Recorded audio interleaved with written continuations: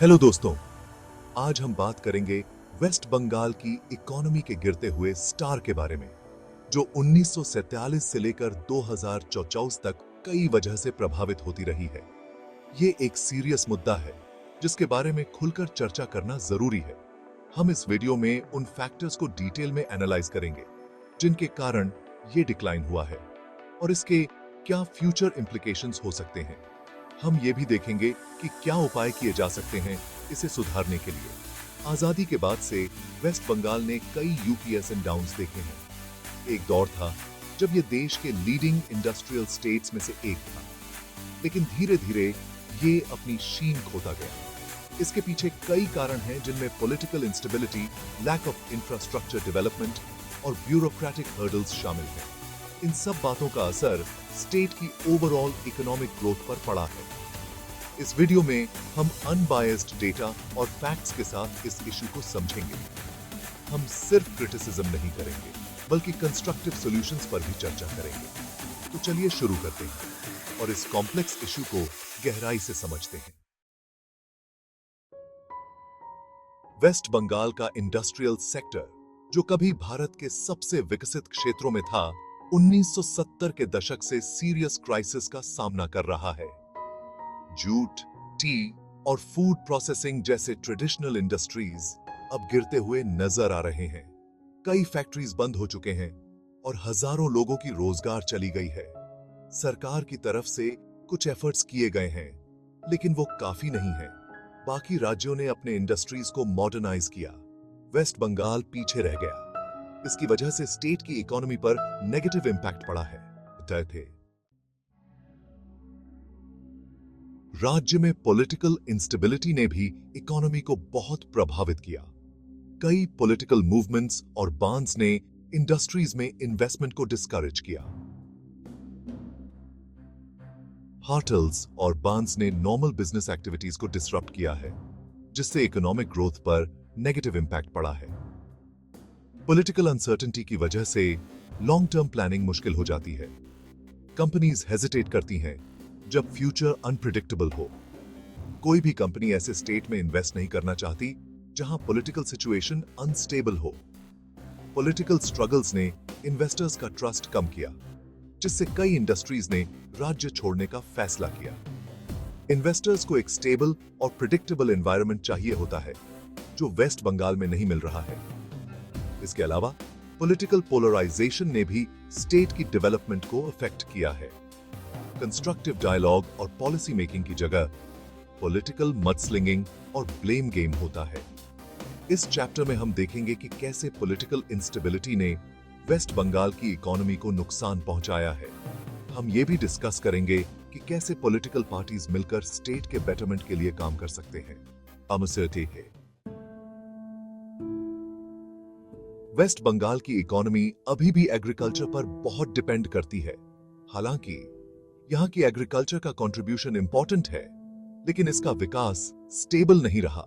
किसानों की आमदनी में कोई खास वृद्धि नहीं हुई और एग्रीकल्चरल प्रोडक्शन में कमी आई, जिसने इकोनॉमिक सिचुएशन को और खराब किया। इरिगेशन फैसिलिटीज की कमी, आउटडेटेड फार्मिंग टेक्निक्स और lack of access to markets ने फार्मर्स की प्रॉब्लम्स को और बढ़ाया है। कई फार्मर्स डेट ट्रैप में फंस चुके हैं। क्लाइमेट चेंज का भी इस पर नेगेटिव इंपैक्ट पड़ा है। अनप्रिडिक्टेबल रेनफॉल पैटर्न्स और एक्सट्रीम वेदर इवेंट्स ने क्रॉप्स को नुकसान पहुंचाया है, जिससे फार्मर्स की इनकम कम हुई है। गवर्नमेंट स्कीम्स और पॉलिसीज काफी इफेक्टिव नहीं रही हैं। फार्मर्स को प्रॉपर सपोर्ट और रिसोर्सेज नहीं मिल पा रहे हैं। इस चैप्टर में हम इन चैलेंजेस को डिटेल में एनालाइज करेंगे और देखेंगे कि कैसे एग्रीकल्चरल सेक्टर को मॉडर्नाइज किया जा सकता है। हम सस्टेनेबल फार्मिंग प्रैक्टिसेस और गवर्नमेंट पॉलिसीज पर भी चर्चा करेंगे। राज्य के एडमिनिस्ट्रेटिव स्ट्रक्चर में करप्शन और इनएफिशिएंसीज ने भी डेवलपमेंट में रुकावट डाली। ब्यूरोक्रेटिक हर्डल्स और रेड टेप ने बिजनेस और इन्वेस्टमेंट को डिस्करेज किया है। क्विक डिसीजंस लेने में देरी होती है, जिससे प्रोजेक्ट्स डिले होते हैं। ये एक बड़ा कारण है जिससे इन्वेस्टर्स का ट्रस्ट कम हुआ। इन्वेस्टर्स ने अक्सर बेटर मैनेज्ड राज्यों को प्रेफर किया।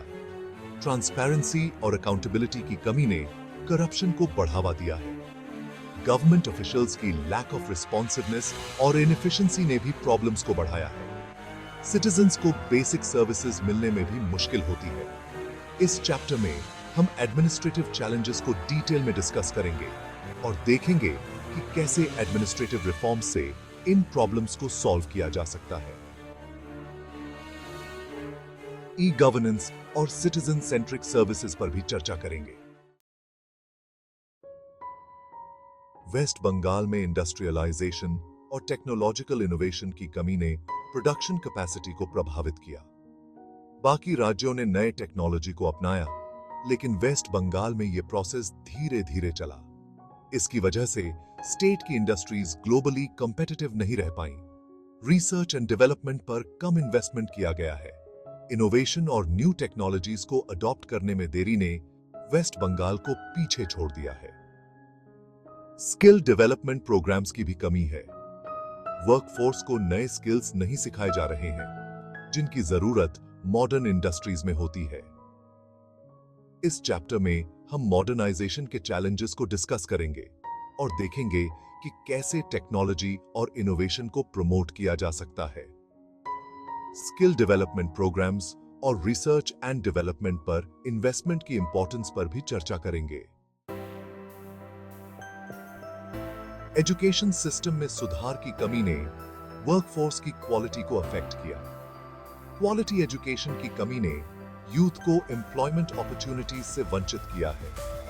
रोट लर्निंग पर फोकस है, क्रिटिकल थिंकिंग और प्रॉब्लम सॉल्विंग स्किल्स पर नहीं। हायर एजुकेशन और स्किल डेवलपमेंट पर ध्यान न देने से यूथ को अच्छे एम्प्लॉयमेंट अपॉर्चुनिटीज नहीं मिल पाए। इंडस्ट्री की डिमांड्स के हिसाब से स्किल्स नहीं सिखाए जा रहे हैं। वोकेशनल ट्रेनिंग और स्किल डेवलपमेंट प्रोग्राम्स की कमी है। यूथ को एम्प्लॉयबल स्किल्स नहीं मिल पा रहे हैं, जिनकी डिमांड मार्केट में है। इस चैप्टर में हम एजुकेशन सिस्टम के चैलेंजेस को डिस्कस करेंगे और देखेंगे कि कैसे क्वालिटी एजुकेशन और स्किल डेवलपमेंट को प्रमोट किया जा सकता है। वोकेशनल ट्रेनिंग और इंडस्ट्री एकेडेमिया पार्टनरशिप्स की इंपॉर्टेंस पर भी चर्चा करेंगे। राज्य में इंफ्रास्ट्रक्चर की कमी ने बिजनेस और इंडस्ट्रीज के विकास को प्रभावित किया। सड़क, ट्रांसपोर्टेशन और अन्य फैसिलिटीज की कमी ने बिजनेस को मुश्किल बनाया। पुअर इंफ्रास्ट्रक्चर ने ट्रांसपोर्टेशन कॉस्ट्स को बढ़ाया है, जिससे बिजनेसेस की कॉम्पिटिटिवनेस कम हुई है। पावर सप्लाई भी एक बड़ा इश्यू है। फ्रीक्वेंट पावर कट्स ने इंडस्ट्रीज को नुकसान पहुंचाया है। रिलायबल पावर सप्लाई के बिना बिजनेसेस एफिशिएंटली ऑपरेट नहीं कर सकते।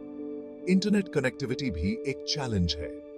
डिजिटल इंफ्रास्ट्रक्चर की कमी ने बिजनेसेस को ऑनलाइन मार्केट एक्सेस करने से रोका है।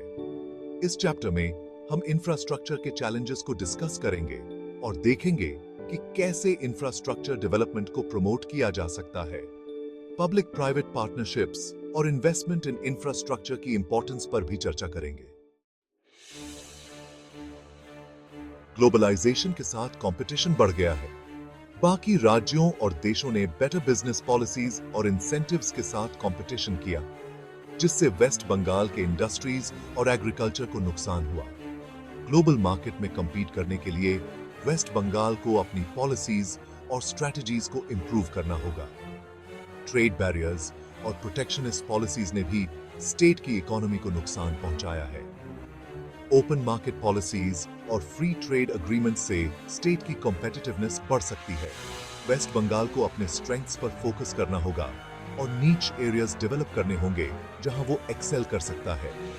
टूरिज्म, आईटी एंड फार्मास्यूटिकल्स जैसे सेक्टर्स में पोटेंशियल है। इस चैप्टर में हम ग्लोबल कंपटीशन के चैलेंजेस को डिस्कस करेंगे और देखेंगे कि कैसे वेस्ट बंगाल ग्लोबली कंपेटिटिव बन सकता है। Trade policies, investment promotion and sector specific strategies पर भी चर्चा करेंगे। तो दोस्तों, ये थे कुछ मेन कारण जिनके चलते वेस्ट बंगाल की इकोनॉमी 1977 से लेकर 2024 तक गिरती रही है।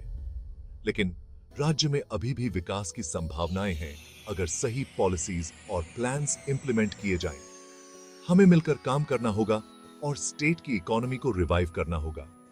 पॉजिटिव चेंजेस लाने के लिए पॉलिटिकल विल और पब्लिक पार्टिसिपेशन दोनों जरूरी हैं। हमें शॉर्ट टर्म सॉल्यूशंस के साथ साथ लॉन्ग टर्म विजन पर भी फोकस करना होगा। आपको ये जानकारी कैसी लगी? कृपया अपने विचार नीचे कमेंट में बताएं और वीडियो को लाइक और शेयर करें। धन्यवाद।